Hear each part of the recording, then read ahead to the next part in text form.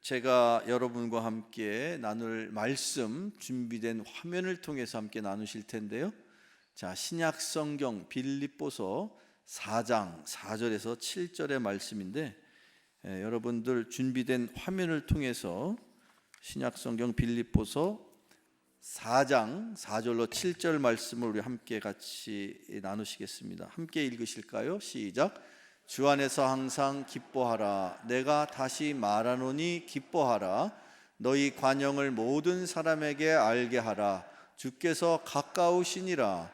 아무것도 염려하지 말고 다만 모든 일에 기도와 간구로 너희 구할 것을 감사함으로 하나님께 아뢰라. 그리하면 모든 지각에 뛰어난 하나님의 평강이 그리스도 예수 안에서 너희 마음과 생각을 지키시리라. 아멘. 잠시 기도하겠습니다. 거룩하신 하나님, 주의 종이 주의 말씀을 들고 단위에 서 있습니다. 주여, 인간의 모습은 주님께서 가리워 주시고 온전히 하나님의 음성만 들려질 수 있도록 이 시간을 지켜 주옵소서. 예수님의 이름으로 기도합니다. 아멘. 여러분, 오늘 이 시간에 주시는 이 말씀, 혹시 여러분들 주보에 나와 있는 제목이었는데 제목이 뭡니까? 항상 기뻐하라. 이 제목이 여러분을 향하신 하나님의 음성으로 들려지기를 축원합니다. 사도 바울은 이 서신, 즉 빌립보서를 통해서 당시 교인들을 향하여 기뻐하십시오, 기뻐하십시오, 그렇게 계속해서 권면을 하고 있습니다. 그래서 이 빌립보서를 지칭하는 한 별명이 하나가 있는데, 이 빌립보서를 이름하여 기뻐하십시오, 기뻐하십시오라는 그 기뻐하라는 내용이 워낙 많다 보니까 빌립보서의 별명인즉슨 기쁨의 서신 또는 기쁨의 편지, 이렇게 표현이 됩니다. 그런데 실상은 이 편지를 쓸 당시에 바울은 과연 어떤 상황이었을까요? 교인들을 향하여서는 기뻐하십시오, 기뻐하십시오, 어떤 상황에서도 기뻐하십시오, 이렇게 권면했지만 이 편지 글을 쓸 당시에 바울은 혹시 어떤 형편이었을까? 여러분 상상해 보신 적 있어요? 생각해 보신 적 있어요? 사실은요, 이때 당시에 사도 바울은 옥에 갇혀 있었습니다.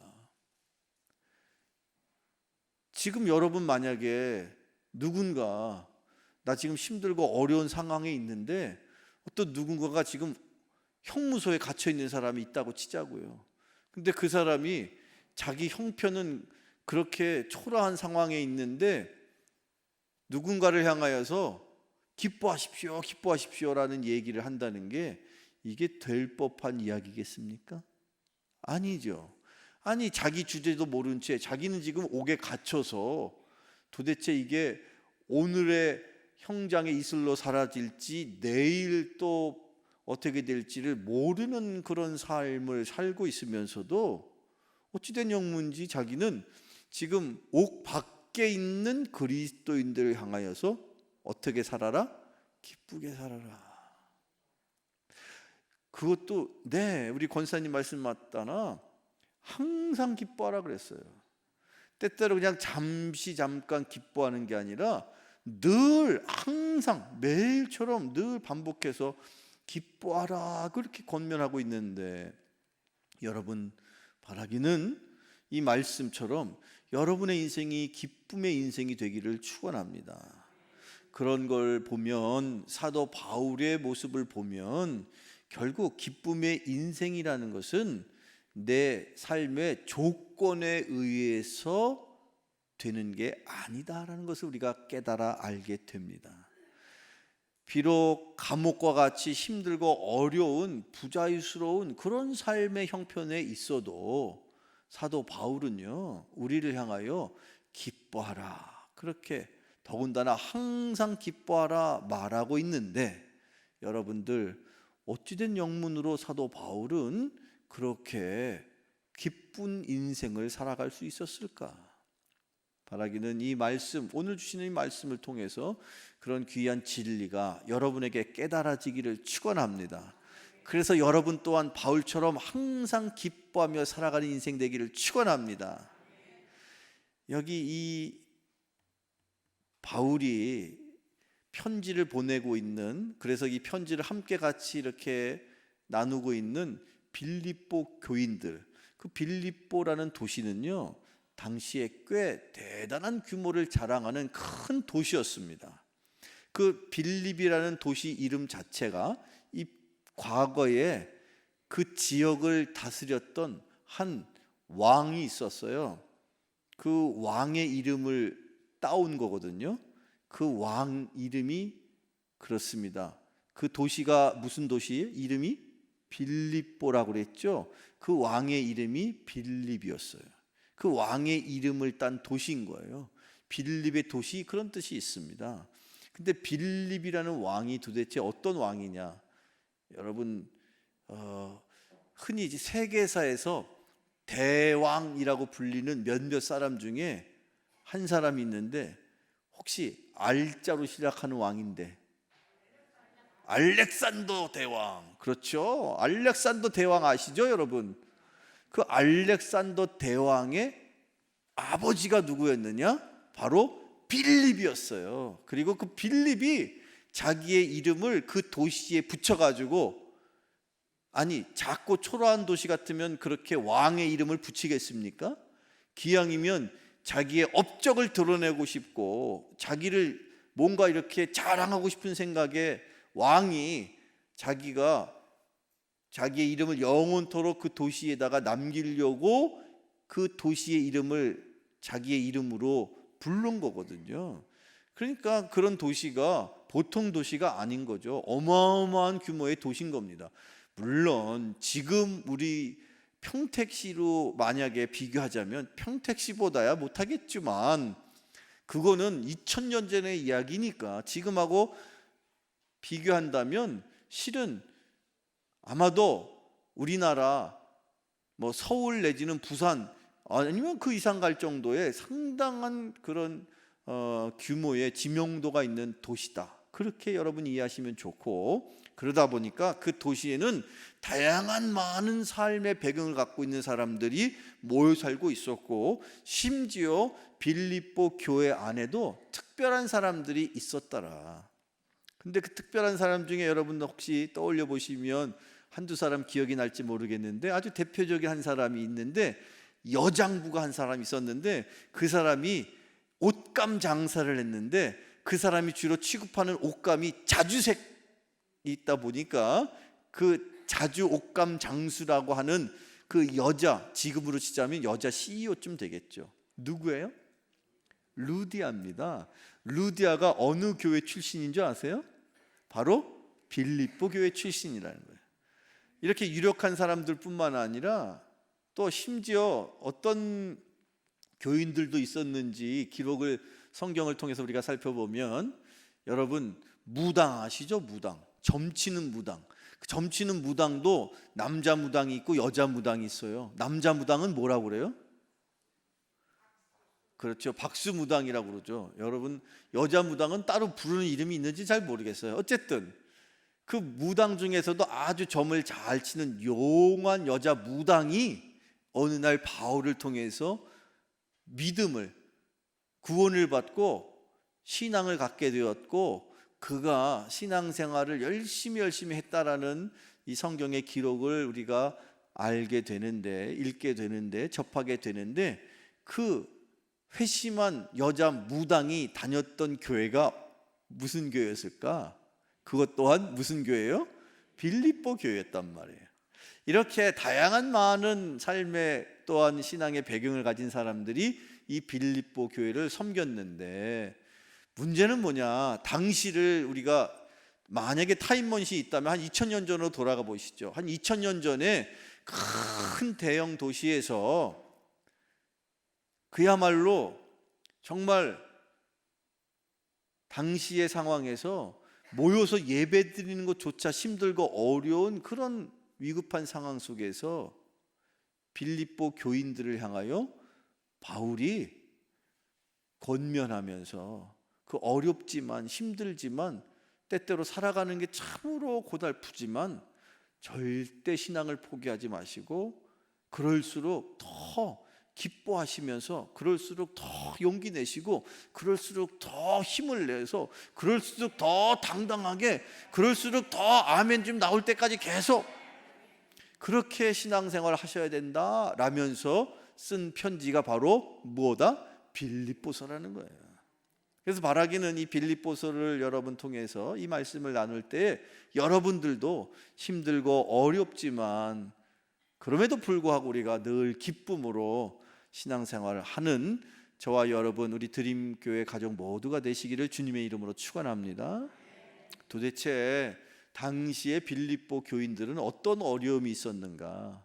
제가 계속 말씀드린 것처럼 그 핍박을 그 외부로부터 로마로부터 핍박을 왜요? 당시에 로마 황제는 신이었거든요. 그러니까 웬만하면 로마 황제를 잘 섬기는 것이 그 로마 제국 안에서 살아갈 수 있는 방법인 거예요. 정부의 말을 잘 들어야지. 안 그러면 요즘처럼 어때요? 정부에서 이거 해 저거 해라고 지침을 주면 그거 안 따라가면 어떻게 됩니까? 막 고소 고발 당하고 나중에 구상권 청구한다, 뭐 벌금을 내라, 뭐 심지어 뭐 옥에 갇히기도 하고. 지금도 그런데 그 과거에 2000년 전에 빌립보라는 그 대형 도시에서 예수님을 믿는다는 건요 목숨을 내놓는 일인 거예요. 우리가 지금 신앙생활하는 거하고는 급이 달라. 표현이 좀 그렇지만 전혀 이 레벨이 다른 거예요. 그렇다고 우리가 그러면 우리도 빌립보 교인처럼 그렇게 신앙생활을 해야 되겠네요. 그럴 수는 없어요. 이미 시간이라는 게 2000년 전에 있었던 일이니까. 그러나 어쨌든 그럼에도 불구하고 오늘 이 빌립보 교인들을 향하여 권면할 때 우선은 빌립보 교인들에게 어떤 어려움이 있었는지 우리가 한 번씩 살펴볼 필요가 있겠죠. 자, 먼저 빌립보서 1장 28절 화면을 통해서 한번 읽어보시죠. 시작. 대적하는 자들 때문에 두려워하지 아니하는 이 일을 듣고자 함이라. 이것이 그들에게는 멸망의 증거요 너희에게는 구원의 증거니 이는 하나님께로부터 난 것이라. 아멘. 빌립보 교인들이 첫 번째 극복해야 하는 어려움은 뭐냐면 교회 밖에서부터 공격해오는 외부의 그런 핍박인데, 이 지금 표현에는 대적자들로부터 어려움을 두려워하지 말아라 그런 표현이 나오죠. 이 대적자들, 우선 먼저 빌립보 교인들은요 늘 항상 자기들을 계속해서 압박하고 계속해서 너 도대체 어디 갔다 온 거야? 가령 예를 들어서 한 노예가 신앙을 갖게 되잖아요. 그러면 주인이 잠들어 있는 그 틈을 타서 피곤하고 지치고 힘들어도 자기의 신앙을 지키려고 밤새 어딘지 가서 예배드리고 오면 또 열심히 또 주인을 섬겨야 되고 이제 그런 상황이 있는 거예요. 그렇지 않고서는 몰래 그렇게 신앙생활하지 않고서는 드러내놓기가 어려운 거예요. 자, 이런 어려움, 외부로부터의 핍박이 하나 있었고 또 다른 어려움은 어떤 어려움이 있느냐? 계속해서 빌립보서를 쭉 읽어보시다 보면 또 다른 어려움이 이렇게 표현되는데, 자, 빌립보서 3장 18절, 이제 두 번째 어려움은 어떤 어려움이었을까? 3장 18절 읽어봅니다. 시작. 내가 여러 번 너희에게 말하였거니와 이제도 눈물을 흘리며 말하노니 여러 사람들이 그리스도의 십자가의 원수로 행하느니라. 십자가의 원수로 많은 사람들이 그렇게 우리를 힘들게 한다. 여기서 십자가의 원수로 많은 사람들이 이렇게 행한다 했는데, 여기 십자가의 원수라는 표현 무슨 표현인가? 실은요 지금도 그렇지만 과거 그 2000년 전에 빌립보 교회에도요 나도 예수님 믿어, 너만 예수님 믿냐? 하면서 이상한 복음을 그게 진리라고 생각하면서 믿음 생활하는 이단들이 그 교회 안에 있었다 없었다? 있었다는 거예요. 지금도 믿지 않는 사람들은 교회하면 다 같은 줄 알아요. 신천지도 교회고 감리교회도 교회니까 신천지 감리교회 다 같은 교회 아니겠습니까? 모르는 사람은 그렇게 얘기를 해요. 그런데 어디 감히 신천지는 이단인데, 그렇듯이 당시 빌립보 교회 안에도 이단들이 있었다는 거예요. 심지어 그 이단들이 더 열심을 내가지고 더 자기들이 더 신앙을 더 우리가 믿는 대로 너희들도 이렇게 해야 돼 라는 식으로, 그런 그 교회 안에 이단들로부터 오는 공격이 있다 보니까 빌립보 교인들이 힘들고 어려운 거예요. 나 지금 간신히 어렵게 신앙생활하고 있는데 내가 믿는 게 틀린데, 내가 믿는 게 이게 진리인 줄 알았는데, 아니 저 옆에 있는 사람들 얘기 들어보니까 누구를 더 잘 믿어야 되는데 그 사람이 보혜사 성령이래, 말도 안 되는 그런 일들이 교회 안에서 계속 이루어지고 있더라. 그러니 얼마나 여러분 이 빌립보 교인들이 심란했겠습니까? 자, 또 하나의 어려움이 있어요. 제가 지금 외부에서 오는 핍박이 있어요. 그 다음에 심지어 교회 안에 이단들이 있어요. 근데 또 하나의 어려움이 또 있었어요. 어떤 어려움이 있을까? 이 어려움은요, 지난 2000년 동안의 교회의 모든 역사 속에 다 늘 있었던 어려움인 것 같아요. 자, 어떤 어려움인지, 세 번째 어려움은, 자, 다시 한번 우리 화면을 통해서 빌립보서 4장 2절인데요. 자, 함께 읽어보죠. 시작. 내가 유오디아를 권하고 순두계를 권하노니 주 안에서 같은 마음을 품으라. 아멘. 유오디아와 순두계라는 당시 빌립보 교회 안에 아주 대단히 열심 있는 유력한 지도자들이 있었어요. 그런데 어찌된 영문인지 이 두 사람을 중심으로 일종의 파벌이 생긴 거야. 교회 안에 서로. 그래서 유오디아파, 순두계파. 여기 순두계파 하니까 여러분 입맛을 다시는데 발음 잘하세요. 순두부파 아닙니다. 순두계. 그런데 이 두 사람을 중심으로 두 사람만 대입하는 게 아니라 두 사람을 필두로 한쪽이 서로 그냥 못 잡아먹어서 안달인 거야. 너네만 교회 섬기냐? 우리도 열심히 있어. 이렇게 저렇게 서로 시기하고 질투하면서 계속 끊임없이 서로를 험담하는, 야, 저래가지고 무슨 교회의 신앙생활을 한다는 거야? 이런 식으로 계속 그렇게 분열을 일으키다 못해 싸우는 거예요. 서로 막 치고받고 싸웠는지 어떻게 싸웠는지 성경은 기록되어 있지 않지만 생각해 보세요. 지금 바울이 어디에 있다고요? 옥에 갇혀 있단 말이에요. 그런데도 불구하고 자기의 귀로 계속 그렇게 싸우고 있다는 소식이 들리는 거예요. 그게 얼마나 속상합니까? 그래서 그렇게 그런 어려움을 겪은 교회를 향하여 그 유오디아야 순두계야 제발 한 마음이 되라 라고 그렇게 권면하고 있다라는 것을 우리가 알게 되는데, 그것은 다름 아니라 교회 안에 교인들끼리 분열하고 있었다는 걸 말하는 거예요. 이렇게 외부로부터의 공격, 심지어 교회 안에 이단, 더더군다나 자기들끼리 똘똘 뭉쳐도 될까 말까 하는데 서로를 험담하면서 이렇게 갈등하고 있으니 신앙생활하는 게 쉽겠어요? 어렵겠어요? 어렵죠. 그러니 이 빌립보 교인들이 얼마나 얼굴이 그냥 우거지상이 되어서 너무너무 고통스럽고 너무너무 그렇게 어려운 것을 사도 바울이 안타깝게 여기면서 글을 쓰는 거예요. 그럼에도 불구하고 나를 봐, 나는 지금 옥에 갇혔는데도 주님을 향하여 찬양하면서 항상 기뻐할 수 있잖아. 여러분들도 외부적인 삶의 조건으로서가 아니라 정말 참된 말씀을 통해서, 진리를 통해서 기뻐하기를 축원합니다. 그게 사도 바울의 권면인데, 자, 사도 바울의 권면을 오늘 이 본문 빌립보서 4장 4절부터 7절 중에서 한 절 한 절 찾아서 읽어보면 그 한 가지 한 가지의 분명한 원리를 우리가 발견하게 돼요. 자, 먼저 첫 번째 빌립보서 4장 4절을 읽어보세요. 시작.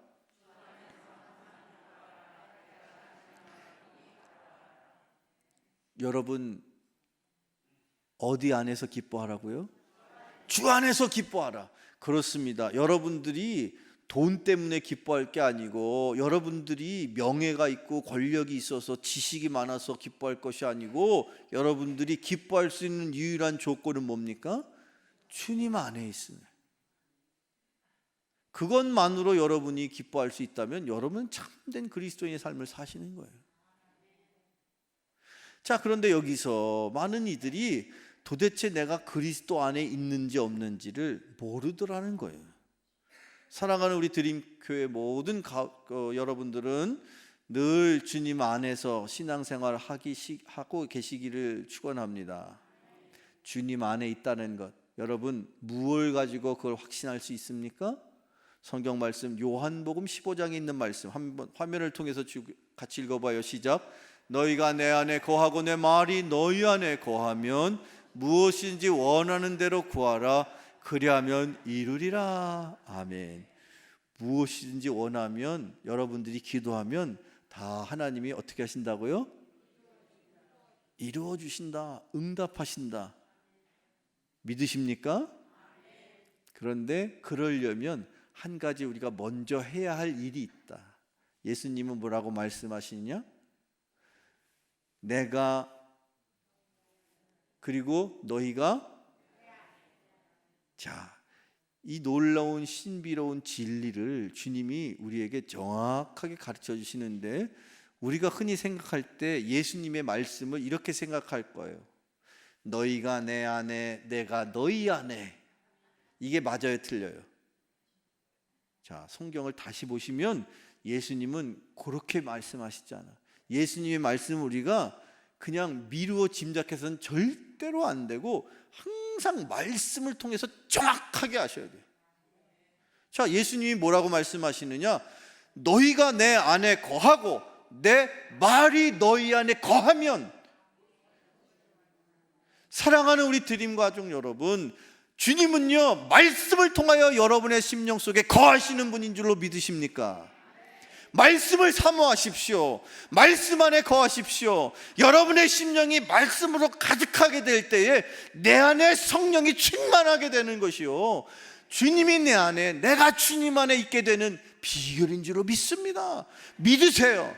주님이 여러분 안에 어떻게 거하신다고요? 말씀으로 거하신다고요. 막연하게 어떻게 내가 주님 안에 거하는 건지 궁금해하셨다면 오늘 이 본문 요한복음 15장 7절을 정확하게 암기하세요.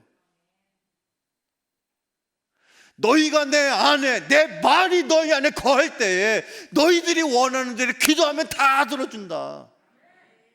그걸 못하잖아요. 우리가 우리의 마음속에 늘 세상의 생각이 가득하니까, 우리 마음에 주님이 주시는 말씀이 임할 때, 그 말씀이 내 안에, 내 마음속에 꽉 차 있으면 그게 바로 내가 주님 안에 있는 것인 줄로 믿으시길 축원합니다.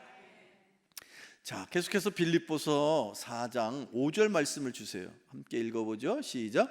너희 관용을 모든 사람에게 알게 하라. 주께서 가까우시니라. 아멘. 관용을 모든 사람에게 알게 하라. 즉 주변에 있는 많은 사람에게 관용을 베풀라, 그런 뜻이에요.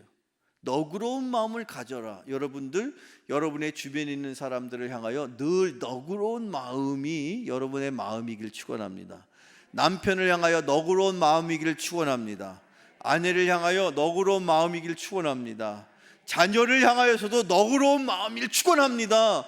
왜 너는 이것도 못하니? 왜 너는 저것도 못하니? 그런 마음이 아니라 너그러운 마음으로 얼마든지 너는 할 수 있고, 너는 훌륭하고, 너는 자랑스럽고, 하나님의 자녀이니 얼마든지 나는 너를 기다릴 거야. 그런 관용, 그런 너그러운 마음이 여러분에게 있기를 축원합니다. 그래야 우리가 기뻐할 수 있고 기쁨의 인생을 산다는 거예요. 그런데 이렇게 여러분 되돌아보면 내 마음에 왜 너그러움이, 왜 내가 사랑하는 남편이요, 아내요, 자식인데도 불구하고 왜 내 마음은 그들을 향하여 너그러운 마음이 되지 못할까? 이유는 간단해요. 자기 자신을 모르는 거예요. 그래서 사도 바울은 그것을 알도록 빌립보서에서 뭐라고 말하고 있느냐? 너의 관용을 많은 사람들이 알 수 있도록 관용을 베풀 뿐 아니라 꼭 기억해야 된다. 무엇을요? 주님이 가까이, 너의 가까이 있다. 주님이 너 코끝 앞에 있어. 지금 네 눈에 보이지 않아도 주님이 너의 앞에 있단다. 주님이 가까이 계신단다. 이걸 우리가 늘 고백하며 살아야 할 줄로 믿습니다. 아니 그게 왜 중요한데요? 생각해 보세요. 주님이 나에게 가까이 와 계시고 내 앞에 계시고 내 코끝에서 항상 나를 바라보시는데, 주님 같으면, 아니 나 같으면 지금 당장에 여러분들 이 땅에 그냥 둘 것 같아요? 아니면 걷어갈 것 같아요?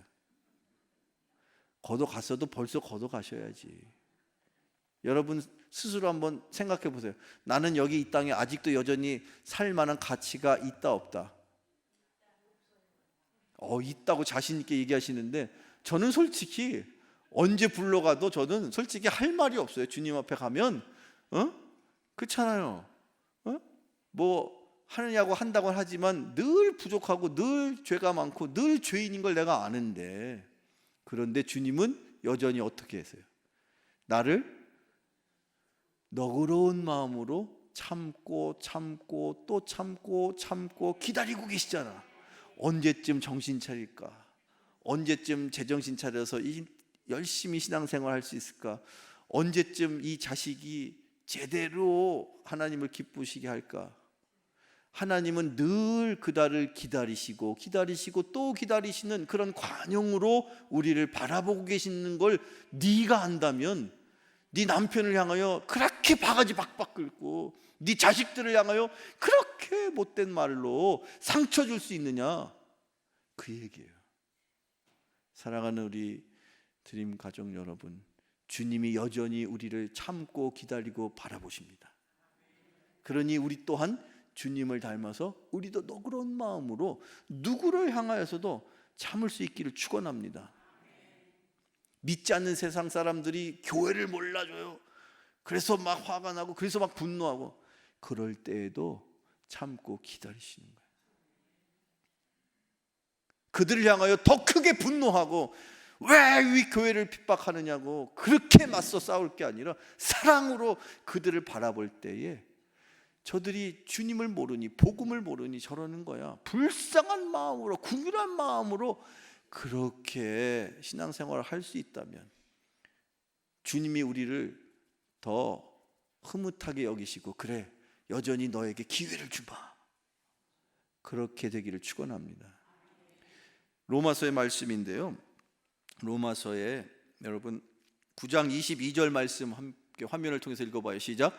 만일 하나님이 그의 진노를 보이시고 그의 능력을 알게 하고자 하사 말하기로 준비된 진노의 그릇을 오래 참으심으로 관용하시고, 하나님이 오래 참으심으로 관용하시고, 하나님이 오래 참으시는 것처럼 여러분도 남편을 위해서 오래 참으시고, 아내를 위해서도 오래 참으시고, 자식을 위해서도 오래 참을 수 있는 관용을 여러분이 꼭 베푸실 수 있기를 축원합니다. 그리고 이제 세 번째, 이렇게 사도 바울은 항상 주 안에서 기뻐하시고 모든 일을 관용을 베풀어서 그렇게 살아야 할 것이요, 세 번째 우리에게 또 하나 권면을 남기고 있죠. 자, 요 말씀 빌립보서 4장 계속해서 6절의 말씀 한번 읽어봅니다. 시작. 아무것도 염려하지 말고 다만 모든 일에 기도와 간구로 너희 구할 것을 감사함으로 하나님께 아뢰라. 아멘. 여러분, 우리가 여러분 마음속에 저나 여러분이나 늘 염려하는 게 있죠. 뭘 먹고 무엇을 마시고 오늘 예배 끝나면 집에 가서 뭘 먹지? 그런 생각들을 혹시 가져보신 적, 저나 여러분이나 마찬가지로 다 이 땅에서 발을 딛고 있는 인간이기 때문에 먹을 거, 입을 거, 마실 거, 그 밖에 살아야 되는 모든 조건들이 다 필요합니다. 그렇다고 해서 그것 때문에 염려하면 될까요? 안 될까요?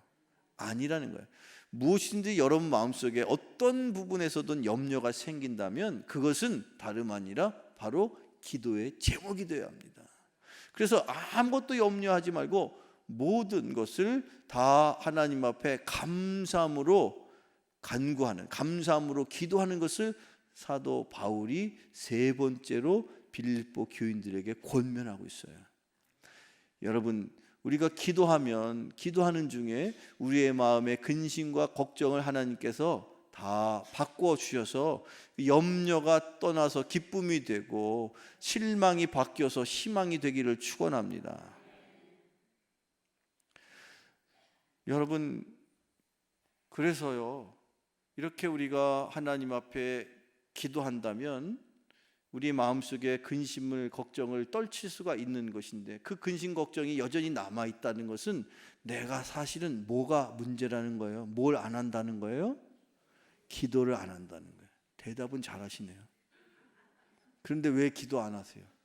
저는 여러분이 기도하는지 안 하는지를 어떻게 아는지, 여러분 가정에다 내가 CCTV를 달아놨습니까? 아니에요. 어떻게 아느냐? 표정을 보면 안다고. 여러분의 표정을 보면 이분은 기도를 한다 안 한다 결론이 금방 나와요. 표정을 보면. 기도하는 사람은요, 삶의 조건과 상관없이 늘 스마일. 그런데 기도하지 않는 사람은요, 살아가는 게 뭐 부족한 게 없는 것 같은데 늘 그냥 얼굴을 찌그러뜨리고 다닌단 말이지. 여러분들 보면, 여러분들 다는 아니지만 교회 와서까지도 그냥 얼굴이 그냥 이렇게 막 펴지질 않는 분들 계시는데, 이제부터는요, 그 여러분 마음속에 근심 걱정을 놓고 기도하세요. 기도할 때 여러분 마음을 하나님께서 평안으로 인도하실 줄로 믿습니다. 그것이 오늘 마지막 사도 바울이 우리에게 약속하는 하나님의 약속이에요. 오늘의 본문 마지막 빌립보서 4장 7절에 이렇게 기록하고 있습니다. 읽어보세요. 시작. 그리하면 모든 지각에 뛰어난 하나님의 평강이 그리스도 예수 안에서 너희 마음과 생각을 지키시리라. 아멘. 여러분, 이 코로나 이 시대에 우리가 꼭 지켜야 할 것이 있다면 무엇일까요? 여러분의 마음과 생각인 줄로 믿습니다. 흔히 젊은 사람들이 말하는 멘탈이 지켜지면, 그 멘탈을 놓치면 안 되는데, 다른 건 다 괜찮은데 멘탈이 약해가지고 자꾸 멘탈 하니까 마음이. 그런데 내 마음 나도 몰라. 그런데 내 마음을 하나님이, 우리가 기도하면 그 마음을 어떻게 하신다고요? 지켜주신단 말이에요. 그리고 여러분들이 이 마지막 때 우리의 삶의 지혜가 여기 있는데, 지킬 만한 것보다 너의 돈을 잃어도, 너의 건강을 잃어도, 너의 명예와 자존심을 잃어도 하나님이 너의 마음을 지켜주시면 괜찮은 거야. 오늘 사랑하는 우리 드림 가족 여러분, 주님께서 여러분의 마음을 지켜주시기를 원합니다. 주님이 여러분의 마음을 지켜주시면 어떠한 상황이, 내 삶의 환경이 변화되고 바뀌어질지라도 나는 영원히 변함없이 주님이 나와 함께 하심을 내가 믿고 내 마음을 주님이 지켜주시니, 사도 바울처럼 비록 내가 옥에 갇혀있는 상황과 같이 짝달싹할 수 없는 어려운 중에서라도 나는 항상 기뻐할 수 있는 줄로 믿습니다. 그런 기쁨의 인생이 여러분의 인생이 되기를 축원합니다. 우리 드림교회가 모든 세상 사람 앞에 이 코로나 상황 속에서도 항상 기뻐할 수 있다면, 우리의 모습을 보고 살아 하나님의 역사가 믿지 않는 이들에게까지도 전해 줄 수 있는, 그렇게 귀하고 복된 인생을 살아가는 저와 여러분 모두가 되기를 간절히 축원합니다. 축원합니다. 기도하겠습니다.